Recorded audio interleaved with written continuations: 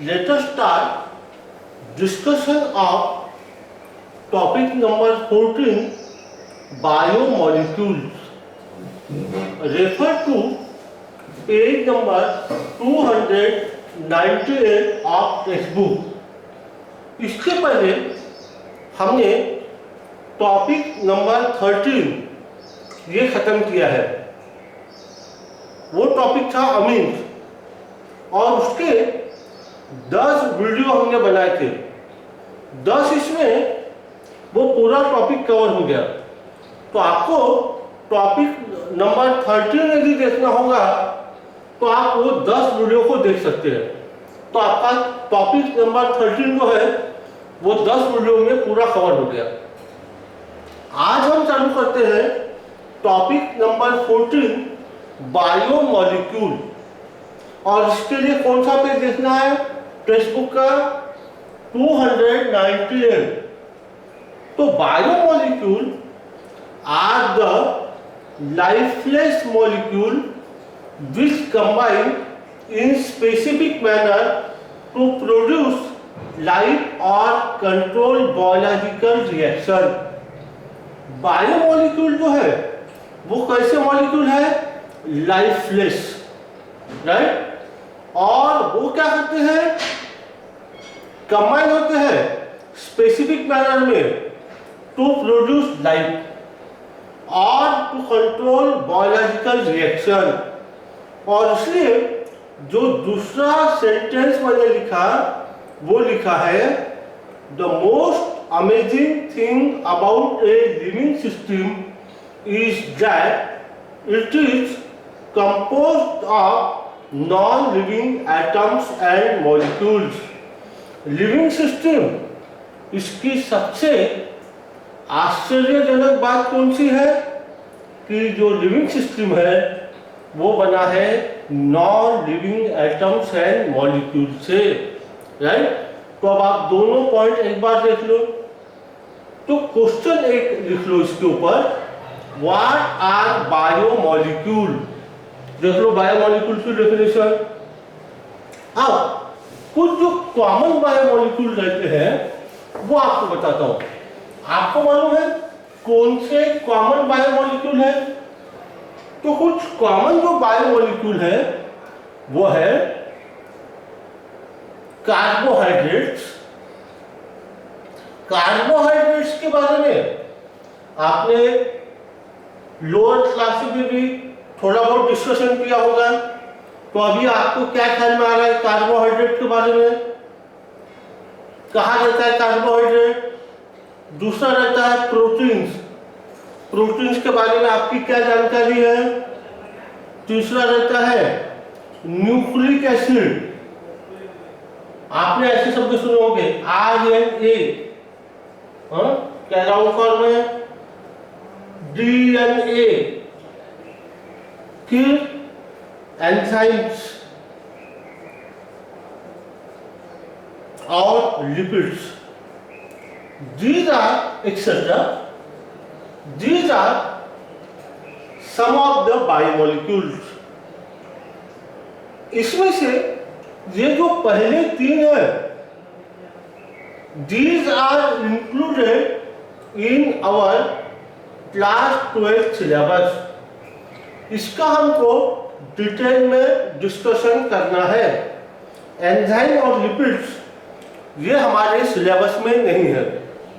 तो अभी डिस्कशन जो है वो हम चालू करेंगे। पहला कार्बोहाइड्रेट, वो खत्म हो जाए फिर प्रोटीन के बारे में हमारा डिस्कशन होगा। वो भी खत्म हो जाए फिर न्यूक्लिक एसिड, राइट? और एंजाइम और लिपिड ये हमारे सिलेबस में नहीं है। तो कार्बोहाइड्रेट, तो पहली बात है कि कार्बोहाइड्रेट ये शब्द कहां से आया? ये शब्द आया हाइड्रेट। हाइड्रेट डी कार्बोनेट, ऐसा जो फ्रेंच टर्म है वो टर्म पर से ये टर्म आया। यानी इसका मतलब होता है hydrates of carbon. Hydrates of carbon यानी इसका मतलब है water molecule is attach to carbon. पर बाद में जो स्टडी हुआ उससे ऐसा पता चला कि carbohydrate do not contain free water molecule. तो ये शब्द वैसे ही रहा, और ये जो शब्द था हाइड्रेटेड कार्बन, उसका जो मतलब था राइट, हाइड्रेट्स ऑफ कार्बन, तो फ्री वाटर मॉलिक्यूल रहता नहीं है कार्बोहाइड्रेट में। तो कार्बोहाइड्रेट को कैसा डिफाइन किया है? कार्बोहाइड्रेट को, ये फ्रेंच वर्ड है, कार्बोहाइड्रेट को डिफाइन किया है, आपके टेक्स्ट बुक पर भी है, page number 298, point number 14.2, definition.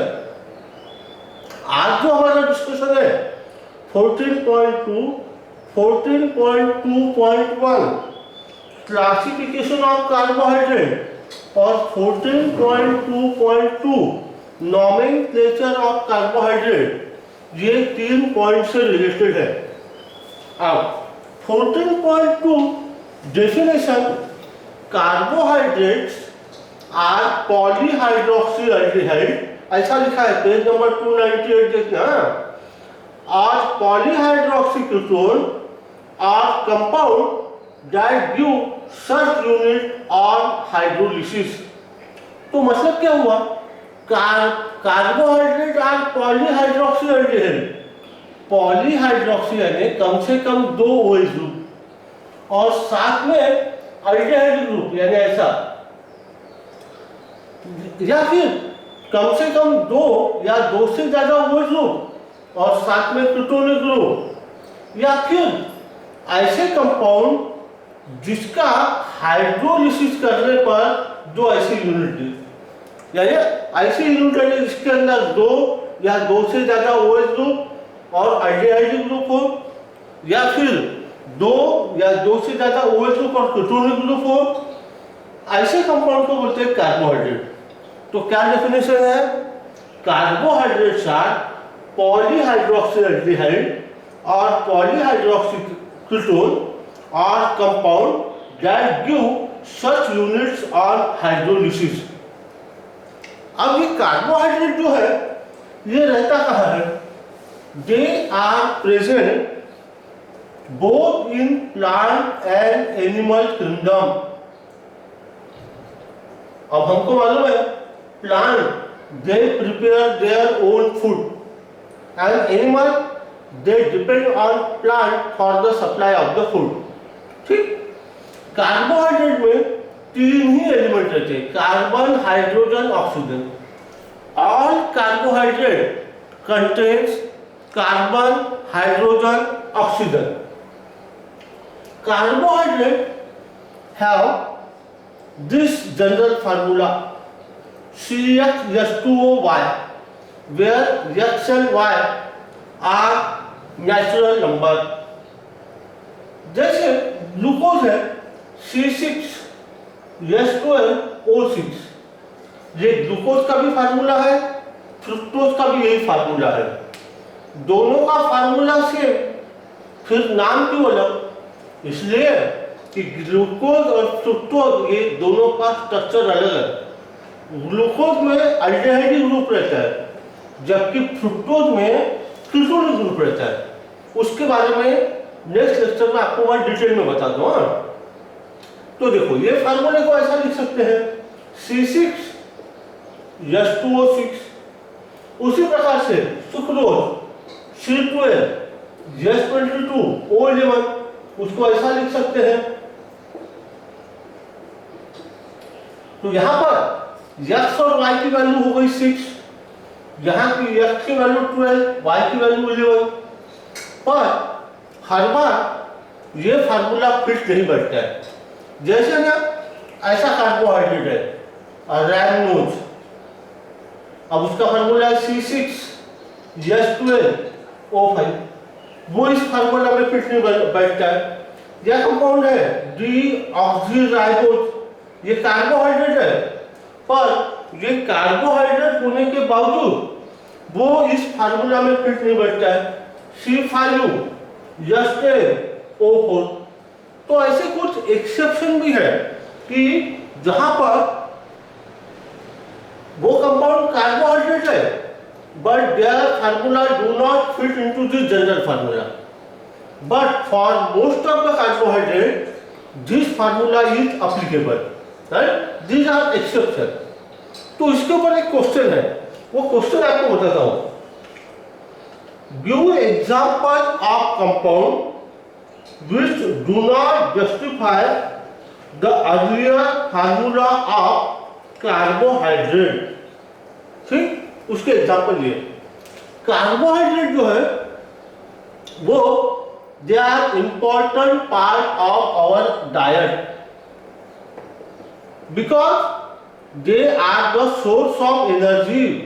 Energy का सोर्स है और कार्बोहाइड्रेट कैसा सोर्स है मालूम है? Instant source of energy. So carbohydrates are very important part of our diet because they are the source of energy. इसके ऊपर एक क्वेश्चन है,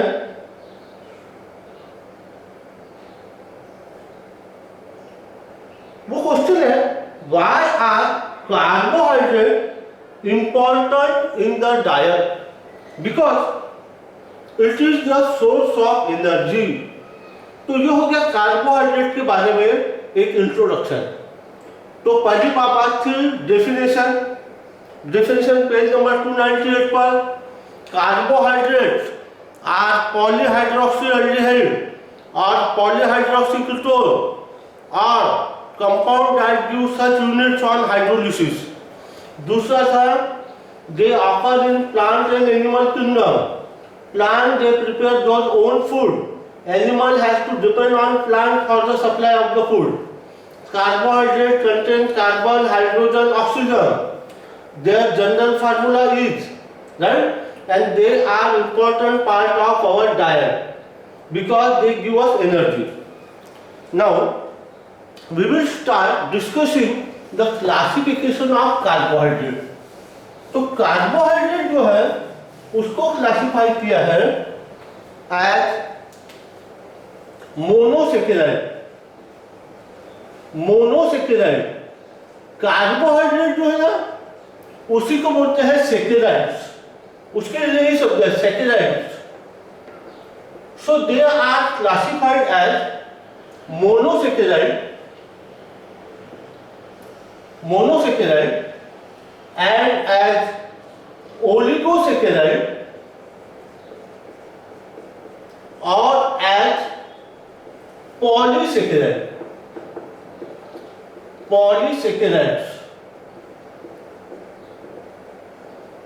तो जो मोनोसेकेराइड रहता है इसके लिए आप पेज नंबर 299 पर जाना टेक्स्ट बुक के। मोनोसेकेराइड जो रहता है they cannot be hydrolyzed further into smaller unit। इसका और छोटा हिस्सा नहीं बनता। क्यों नहीं बनता है? इसका कारण है कि monosaccharide is the basic unit, fundamental unit of carbohydrate. So they can not be hydrolysed further into smaller unit. पर मोनोसेकेराइड जो रहते हैं वो दो प्रकार के रहते हैं। एक रहते हैं अल्डोसेस। अल्डोसेस यानी जिसके अंदर अल्डिहाइड ग्रुप हो, और दूसरे रहते हैं कीटोसेस। कीटोसेस यानी जिसके अंदर कीटोनिक ग्रुप हो। So monosaccharide are of two type.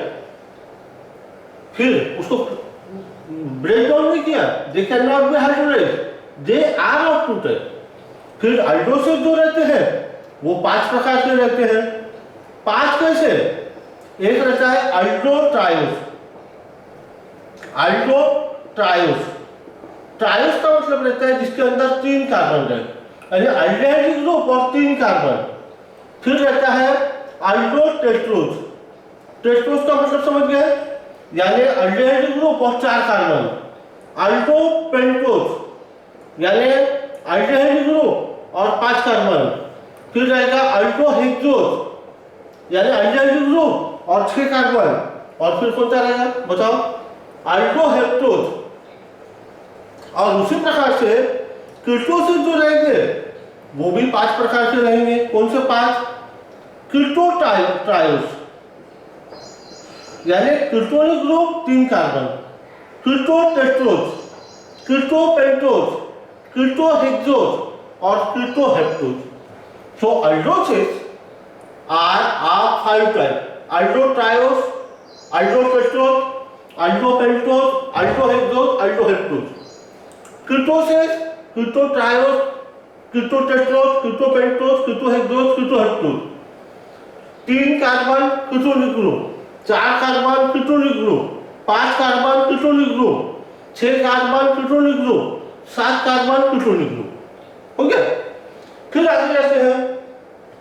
अब ये जो ओलिगोसैकेराइड है, दे गिव 2 to 10 यूनिट, 2 से लेकर 10 units of monosaccharides on hydrolysis. इसका हाइड्रोलिसिस किया तो ये कम से कम 2 और ज्यादा से ज्यादा 10 यूनिट दे सकते हैं ओलिगोसैकेराइड मोनोसैकेराइड के। उसके आधार पर उसको क्लासिफाई किया है। जैसे डाइसैकेराइड यानी which on hydrolysis gives 2 units of monosaccharide, जिसका हाइड्रोलिसिस करने पर मोनोसैकेराइड के 2 मॉलिक्यूल मिलेंगे। इसका फार्मूला रहता है C12H22O11। जैसे एग्जांपल है सुक्रोज, सुक्रोज का हाइड्रोलिसिस किया तो आपको मिलता है ग्लूकोज और फ्रुक्टोज। ये मोनोसैकेराइड है। मोनोसैकेराइड ये लगभग 20 प्रकार के रहते हैं, उसके 20 एग्जांपल है। हाँ, तो सुक्रोज जो है वो डाइसैकेराइड है। क्यों? Because on hydrolysis sucrose give 1 unit of glucose, 1 unit of fructose, means 2 unit of monosaccharide. तो इसको बोलते हैं हेटेरो डाइसैकेराइड। हेटेरो क्यों बोला hetero disaccharide? Because on hydrolysis it give 1 molecule of glucose and 1 molecule of fructose. आई बात में। अब उसके बाद में अगला है माल्टोज। माल्टोज यानी माल्ट शुगर। ये कहाँ मिलता है? सुक्रोज फ्रॉम केन शुगर है ना, शक्कर में। माल्ट शुगर, इसका भी फार्मूला ये। इसका हाइड्रोलिसिस करो, it give 2 molecule of 2 unit of glucose. तो ये कैसा हो गया? ये हो गया होमोडाइसैकेराइड। और है lactose which is present in milk, दूध में रहता है। इसका भी फार्मूला यही है। स्ट्रक्चर अलग, फार्मूला सेम है but their structures are different. इसका हाइड्रोलिसिस करो तो ये देता है 1 यूनिट ऑफ ग्लूकोज और 1 यूनिट ऑफ गैलेक्टोज। तो ये कैसा डाइसैकेराइड हुआ बताओ? हेटेरो डाइसैकेराइड की होमो डाइसैकेराइड। ये हो गया hetero, give 2 different unit of monosaccharide on hydrolysis. जैसे डाइसैकेराइड है वैसे फिर ट्राइसैकेराइड रहता है। ट्राइसैकेराइड है, डाइसैकेराइड में क्या बताया था आपको? Which on hydrolysis gives 2 units of monosaccharide. तो ट्राइसैकेराइड यानी which on hydrolysis give 3 units of monosaccharide. इसका फार्मूला रहेगा C18H32O16, राइट। इसका एग्जांपल है रैथिनोज। वो रैथिनोज का हाइड्रोलिसिस करो तो आपको मिलता है glucose plus fructose plus galactose. फिर रहता है टेट्रासैकेराइड। टेट्रासैकेराइड का डेफिनेशन बताओ। मोनोसैकेराइड डाइसैकेराइड का क्या था? On hydrolysis give 2 units of monosaccharide. Trisaccharide on hydrolysis give 3 units of monosaccharide. Tetrasaccharide बोलो use 4 units of monosaccharide on hydrolysis. इसका एग्जांपल है स्टैचूर. फार्मूला है C24, S42 और 21, which on hydrolysis gives 1 unit of glucose, 1 unit of fructose and 2 units of galactose. हो गया. उसी प्रकार से फिर आगे भी है, हाँ, पेंटासेकेराइड, हेक्सासेकेराइड एंड सो ऑन. इसमें सबसे ज्यादा मिलने वाला जो ओलिगोसेकेराइड है वो डाइसेकेराइड है, सबसे ज्यादा. फिर पॉलीसेकेराइड. पॉलीसेकेराइड है which on hydrolysis gives large number of monosaccharide, बहुत सारे, 10 से ज्यादा. उसका एग्जांपल है starch, cellulose, glycogen, dextrin etc. Right? They give large number of monosaccharide units on hydrolysis. They are amorphous, tasteless and insoluble in water. ठीक. तो इसके ऊपर क्वेश्चन आएगा, what are carbohydrate, how are they classified. तो ऐसा tabular form में उसके बाद आंसर आपने लिखना. आप जाते हैं नेक्स्ट पॉइंट के ऊपर. नेक्स्ट पॉइंट है कि आप जाओ पेज नंबर 298. ट्राई दिस लिखा है, ऑब्जर्व द फॉलोइंग स्ट्रक्चर और formula carefully and answer the question. वहां 3 स्ट्रक्चर दिखा रहे. पहला क्वेश्चन है, how many OH group are present in glucose, fructose and ribose respectively. आप आंसर लगा के रखो. चाहे तो यहाँ पर वीडियो थोड़ा समय के लिए आप पॉज कर दो और आंसर लगाओ, फिर मैं आंसर बताता हूँ.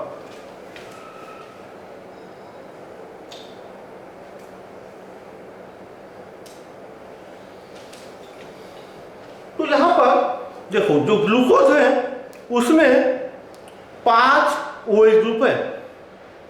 CHOH 4 टाइम बना यानी 4 हो गए, और CH2OH यानी 4 और 1 5. ठीक है. फ्रुक्टोज, फ्रुक्टोज में कितना हुआ, देखो ऊपर में CH2OH 1, CHOH 3 टाइम 3, 1 और 3 4, CH2OH फिर से 1 यानी हो गए 5. और राइबोज जो है, राइबोज में हो गए 4. ठीक है.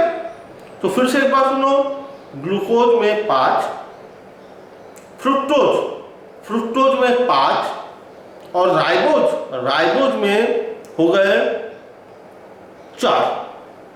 फिर बोला, which other functional group are present in this compound. आप सोचो बड़ा, कौन सा और फंक्शनल ग्रुप प्रेजेंट है. चाहे तो यहाँ पर वीडियो को आप पॉज कर सकते हो, पॉज कर दो, सोचो. देखो ग्लूकोज में कौन सा ग्रुप है, ग्लूकोज में ग्रुप है अल्डिहाइड, CH2 ग्रुप है ना अल्डिहाइड. बाद में फ्रुक्टोज में कौन सा ग्रुप है, कीटोनिक. ये ऐसा जो ग्रुप है ना, ये ग्रुप हो गया कीटोनिक ग्रुप, ऐसा ग्रुप है. यहाँ ऐसा लिखा है CO, हाँ, कीटोनिक ग्रुप. और बाद में राइबोज, राइबोज में कौन सा ग्रुप है, अल्डिहाइड. तो ग्लूकोज ये कौन सा अल्डिहाइड होगा, कौन सा मोनोसेकेराइड होगा. अभी आपको बताया था, अल्डोसेस 5 प्रकार के रहते हैं, कीटोसेस 5 प्रकार के रहते हैं. तो ग्लूकोज में अल्डिहाइड ग्रुप है, और कितने कार्बन है टोटल, कार्बन है 6, अल्डोहेक्सोज.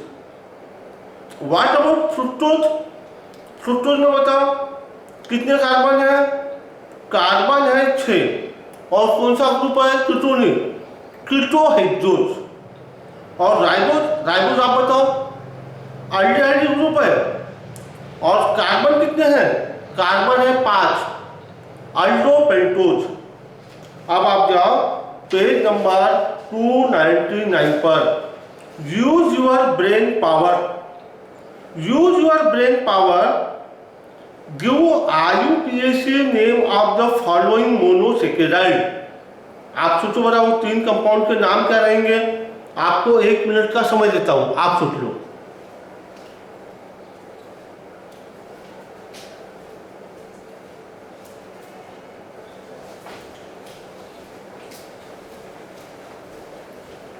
देखो पहला जो है उसका नाम रहेगा अल्डेहाइड ग्रुप है और 3 कार्बन अल्टो ट्रायोस।